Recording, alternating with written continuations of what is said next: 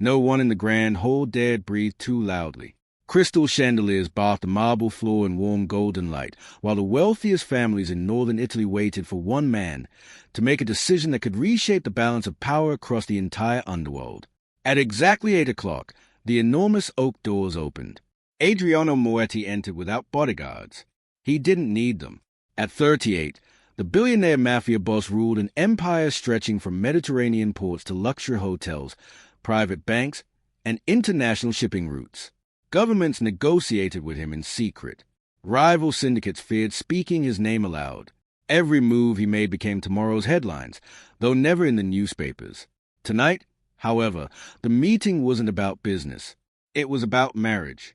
The powerful Bellini family desperately needed an alliance after suffering devastating financial losses and a string of mysterious assassinations. Their proposal was simple: one daughter, one marriage, one unbreakable alliance.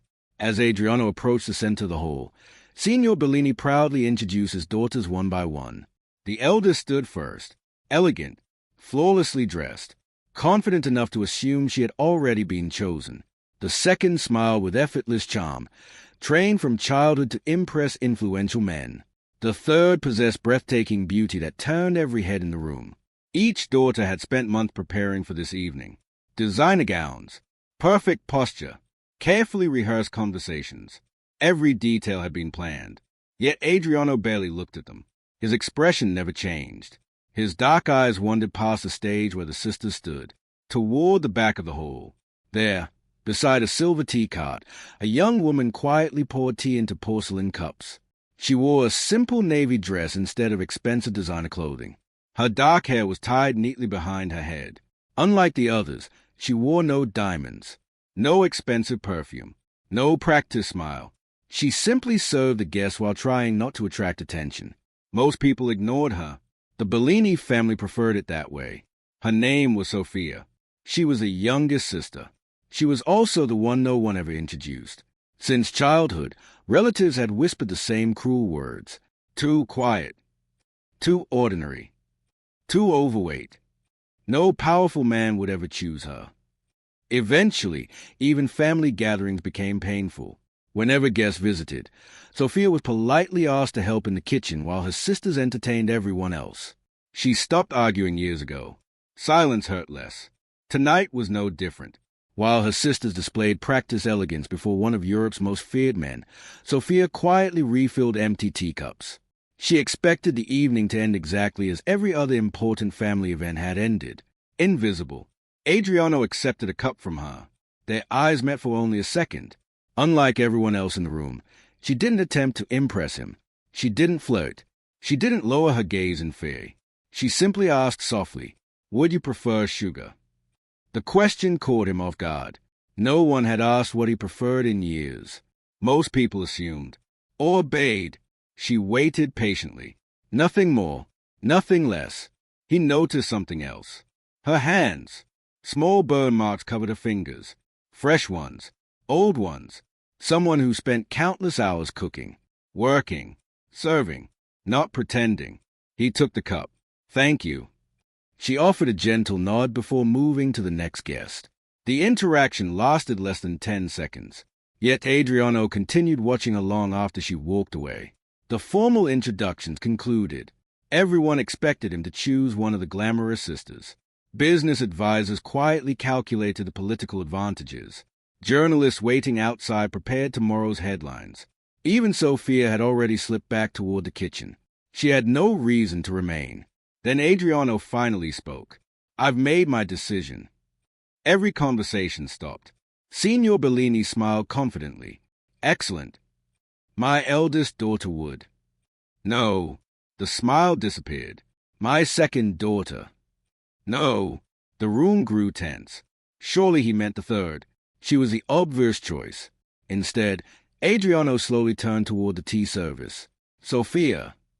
The young woman froze. The teapot nearly slipped from her hands. Several guests looked around in confusion. There were dozens of women in the room. Which Sofia? Adriano answered before anyone could ask. "The one pouring the tea." Silence crashed over the ballroom. One sister laughed, assuming it was a joke. Another stared in disbelief. Their mother nearly dropped her wine glass. Signor Bellini forced an awkward smile. I believe you've misunderstood. No. Adriano's voice remained calm. I haven't. He walked across the ballroom until he stood directly before Sofia. She looked completely overwhelmed. I came here to choose a wife. He held out his hand. And I choose you. The room erupted. Some guests whispered. Others openly protested. Business partners exchanged worried glances. One influential crime boss muttered that Adriano had finally lost his mind. The Bellini family stood frozen in humiliation. For years they had hidden Sofia from important guests. Now the most powerful mafia boss in Europe had ignored every carefully prepared daughter, and chosen the one they had spent a lifetime pretending didn't matter. Sofia looked down at the hand extended toward her. She had dreamed of being seen. Never like this. Never by him. Before she could answer, the ballroom doors burst open. A blooded guard stumbled inside. His face was pale. His uniform soaked in blood. He managed only one sentence before collapsing onto the marble floor. Boss, someone has put a price on your bride's head. The whole fell into stunned silence. But the wedding had not even been agreed to yet. So who wanted Sofia dead before she had even become the mafia boss's wife? The blooded guard collapsed before anyone could reach him. The marble floor beneath him turned crimson. His trembling hand still clutched a folded piece of paper. One of Adriano's men picked it up and silently handed it to his boss. The message contained only one sentence. Marry the quiet sister, and your empire dies with her. The ballroom descended into panic. Businessmen rushed toward the exits. Bellini family members shouted over one another. Adriano's guards formed a protective circle around him, expecting gunfire to erupt at any moment. But Adriano never took his eyes off Sofia. She stood frozen beside the tea cart, her hands trembling around the porcelain teapot. She looked more confused and frightened. Do you know who would want to kill you? He asked. She slowly shook her head. I don't know anyone powerful enough to hate me. That answer sounded truthful. Her life had never extended beyond her family home, a neighborhood bakery where she worked every morning, and a small community kitchen where she volunteered every weekend. She had no enemies, no business rivals, no hidden fortune, nothing worth fighting over, which made the threat even more disturbing. Someone had declared war over a woman who, by every appearance, possessed no power at all. Adriano immediately canceled the public engagement announcement. Instead of sending Sofia back to the Bellini estate, he escorted her to his armored convoy. The Bellini family protested loudly. Her eldest sister stepped forward. This is ridiculous. She knows nothing about our business. The second sister added, she's not prepared for this world. The third simply stared at Sofia with disbelief. Their mother remained silent. Only their father finally spoke. If you take her, Signor Bellini warned, our alliance becomes impossible. Adriano's expression never changed. I wasn't asking permission. The convoy pulled away. Behind them, none of the Bellini family noticed a black sedan parked across the street. Inside, a man photographed every movement. He smiled as Sofia disappeared into Adriano's vehicle. Phase 1 had succeeded. Adriano's estate looked less like a mansion and more like a fortress. Stone walls rose high above iron gates. Security cameras watched every entrance. Armed guards patrolled the grounds day and night. Sofia had never imagined a place like it. She expected luxury. Instead, she found discipline. Everything operated with military precision. Meals arrived exactly on time. Meetings never started a minute late. Every employee moved with quiet efficiency. Yet despite the wealth surrounding them, the atmosphere felt strangely cold. No one laughed. No one lingered. Everyone seemed afraid of making even the smallest mistake. That evening, Sofia thanked a housekeeper who brought her dinner. The elderly woman looked startled. No one has thanked me in years. Sofia smiled gently. You worked hard. The woman smiled back before quickly hiding it, as though happiness itself might be against the rules. The following morning, Adriano's intelligence chief delivered his report. Sofia Bellini. Age, 29. Education, culinary school graduate. Occupation, baker, volunteer cook at St. Lucia Community Kitchen. Financial records, modest. Medical history, healthy. Criminal record, none. The file seemed almost boring, until the final page. Adriano read it twice, then a third time. Years earlier, Sofia had anonymously paid for surgery that saved a young girl's life after a bakery fire. She had sold nearly everything she owned: jewelry, savings, even her mother's inheritance. She never told anyone. The donation remained anonymous until investigators uncovered it. Adriano closed the file. Most wealthy people donated when cameras were watching. Sofia had done it when no one would ever know. Meanwhile, inside the Bellini mansion, resentment was growing. The eldest sister slammed a crystal glass onto the table. She embarrassed all of us. The second sister couldn't understand it. What did he see? The third remained silent. Their mother finally answered. For once. She sighed. He wasn't looking at appearances. No one liked that answer, especially because deep down they knew it was true. Days passed. Sofia remained Adriano's guest rather than his fiancée. Neither spoke much. He spent long hours running his empire. She explored the enormous estate, always escorted by security. One afternoon she wandered into the staff kitchen. Several cooks struggled to prepare dinner after 2 employees cold and sick. Without asking permission, Sofia quietly washed her hands and tied on an apron. Within minutes she was kneading dough, organizing ingredients, and helping coordinate the overwhelmed staff. By evening, dinner reached every employee on time. The head chef couldn't believe it. Where did you learn all this? My grandmother owned a bakery. She smiled. I've been cooking since I was little. The chef laughed for the first time all week. Word spread quickly through the estate. The future bride had spent the day helping kitchen staff instead of ordering them around. Even the security guards noticed a difference. Morale improved almost overnight. Adriano observed everything from a distance. He couldn't understand why everyone seemed happier whenever Sofia entered a room. She wasn't loud. She wasn't charismatic in the traditional sense. She simply listened. She remembered names. She noticed when someone skipped a meal. She thanked drivers. She complimented gardeners. Tiny gestures. Yet somehow they transformed the atmosphere inside a fortress built entirely on fear. One evening his oldest advisor approached him. Your men would die for you. Adriano nodded. They already do. The advisor looked toward the gardens where Sofia laughed with several elderly employees while helping them plant flowers. They're beginning to live for her. The words lingered in Adriano's mind long after the conversation ended. Then everything changed. A forensic analyst finally examined the threatening note left at the engagement banquet. The handwriting matched another letter recovered 12 years earlier, a letter connected to the murder of Adriano's parents. For over a decade, everyone had believed the killers were dead. Now one piece of evidence suggested otherwise. Someone involved in that massacre was alive, and somehow they were hunting Sofia. Before Adriano could process the revelation, emergency alarms echoed across the estate. A black SUV had crashed through the outer security gate. Masked gunmen poured into the courtyard, firing automatic weapons. But their bullets weren't aimed at Adriano. Every attacker shouted the same order: take the women alive. The first burst of gunfire shattered the estate's front windows. Security guards rushed into formation as armored vehicles blocked every exit. Smoke grenades rolled across the courtyard, swallowing the gardens in thick gray clouds. But something immediately felt wrong. The attackers weren't trying to seize the estate. They weren't searching for Adriano. Every command echoed through their radios carried the same instruction: find Sofia. Take her alive. Do not harm the woman. Adriano's expression hardened. Someone had planned this operation with military precision. Someone who knew his security layout.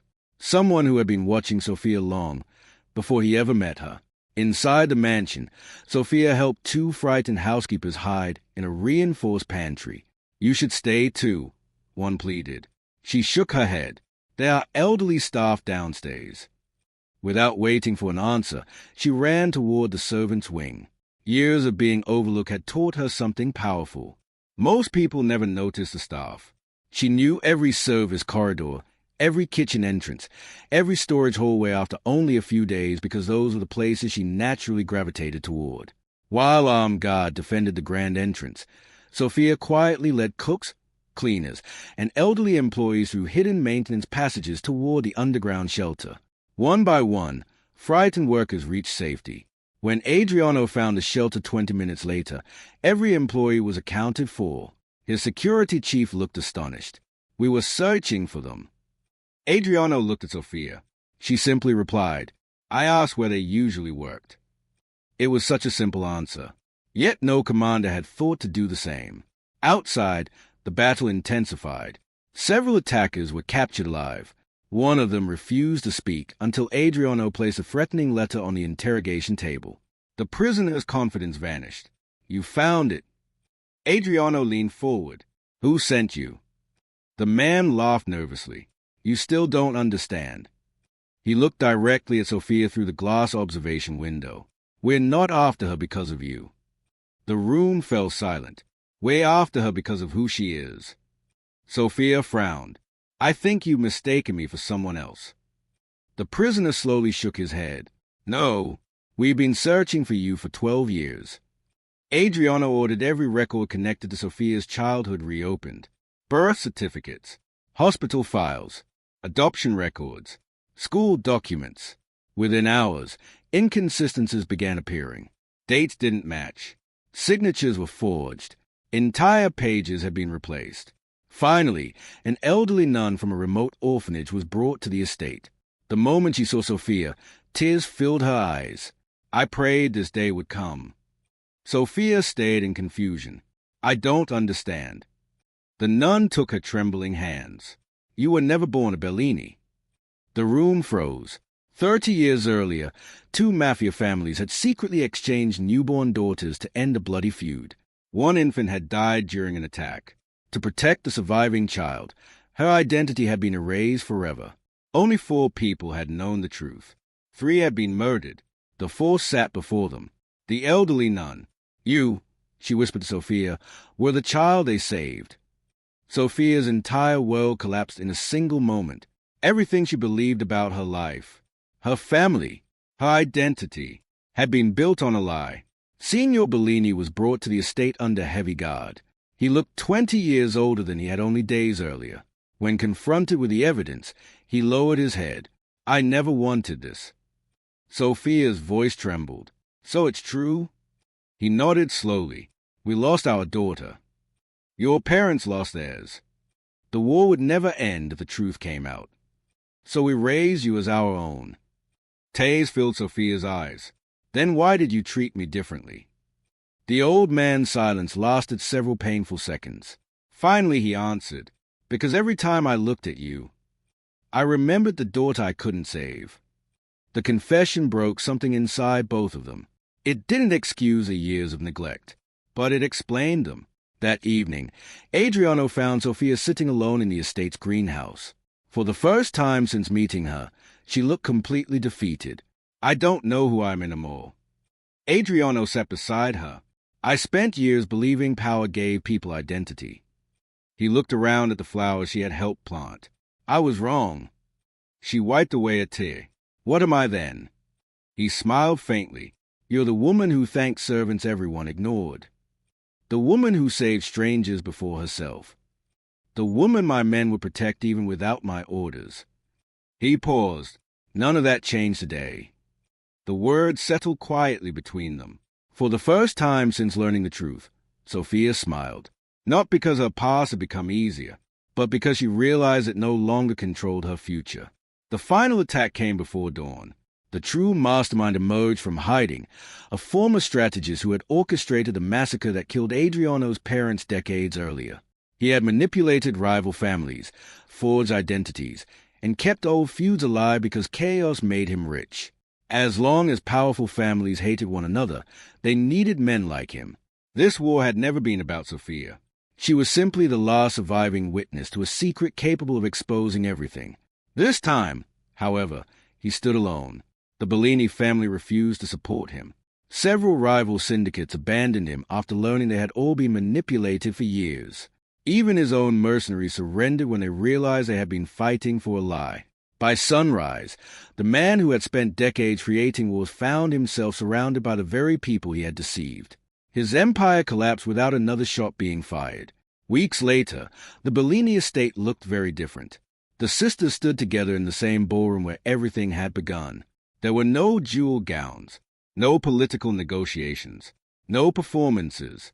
The eldest sister approached Sofia first. "I'm sorry." The second quietly admitted, "I spent years competing with you when I should have been standing beside you." The third embraced her without saying a word.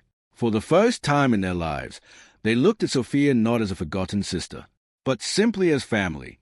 Whether by blood or by choice no longer mattered. Several months later, Adriano and Sofia were married in a private ceremony attended not only by influential families but also by bakers, gardeners, cooks, drivers, and cleaners. Sofia had insisted every employee who had welcomed her be invited. Many had tears in their eyes. Adriano noticed something remarkable as he looked around the room. The people smiling the brightest weren't politicians or crime bosses.